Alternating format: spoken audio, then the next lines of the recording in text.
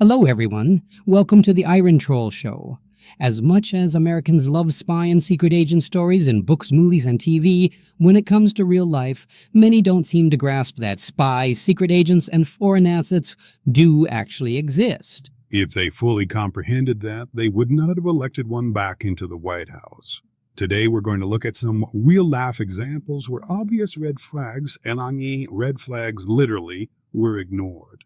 We'll start with the Twitter files. But first we have to talk about soft power. For anyone unfamiliar, soft power is like a combination of public relations and social engineering. China will use their culture, education, media, anything they can to enhance their image and influence people's opinions. China is a master at soft power. So now the Twitter files. You all might remember them, a lot of hype but not much substance.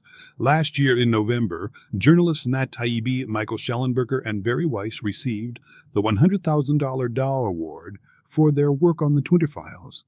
The award, given for excellence in investigative journalism, was sponsored by the Dalphong and Angela Foundation in partnership with the Young America's Foundation and their National Journalism Center. Considering all the conservative journalists out there, but Twitter files were an odd choice for excellence in investigative journalism.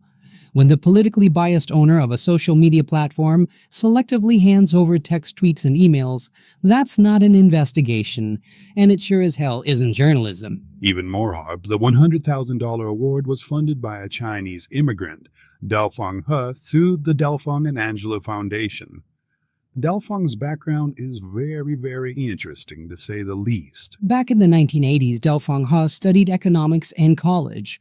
His master's thesis got the attention of the Chinese government, and they sent a CCP official to personally recruit him. Dao began working for a research think tank that reported directly to the Central Committee of the Chinese Communist Party. You don't get much higher than that.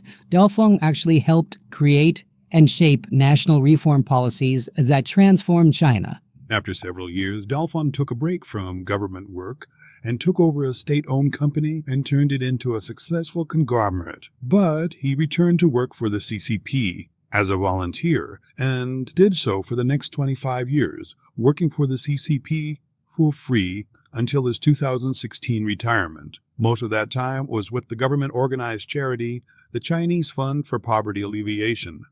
Dalphong reformed the organization, getting rid of the nepotism and making it more transparent and less corrupt, turning it into an NGO independent of the government, though it was still supervised by the CCP. Dalphong was very instrumental in reworking how charities work in China. He even wrote the guidebook for NGOs on how to become more transparent and less corrupt, and his NGO was part of the China's Belt and Road Initiative. It was the first Chinese charity into Africa, spearheading Chinese exploitation of African nations, which has left many of them in debt to China.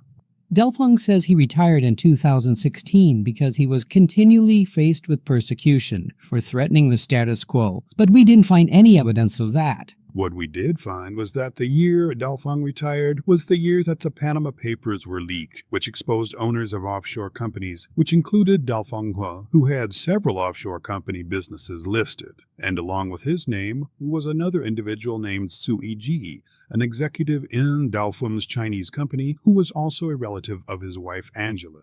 The Panama Papers were leaked in April of 2016. Dalphong's foundation was established in June with an initial donation of nearly $5 million from none other than Sui Ji from the Panama Papers, who was living in China at the time. So to recap, the Dow Award, given to Taibbi, Schellenberger, and Weiss for the Twitter files, which made unproven claims of government censorship and encouraged the mistrust of agencies who are responsible for protecting the United States from foreign influence, was funded by a former CCP employee, Sirius Foundation, which was seeded by money from China. Since the Dow Award last year, Dalphong has donated another $450,000 to the Young America's Foundation. There's so much more to discuss about Dalphong. You mean like the law professor who lives in Beijing, but was on the board of the Dalphong and Angela Foundation for 3 years and is a longtime member of the Communist Party in China? Yes, it's the same university where Dalphong has a scholarship for students and where he's an adjunct professor. But we'll leave that for next time. We have to get ready. We certainly do. We're posting this on November 13th. The Dow Awards for 2024 are tonight, and we want to see who China rewards this year. Bye, y'all, Until next and time, stay goodbye, safe. everybody.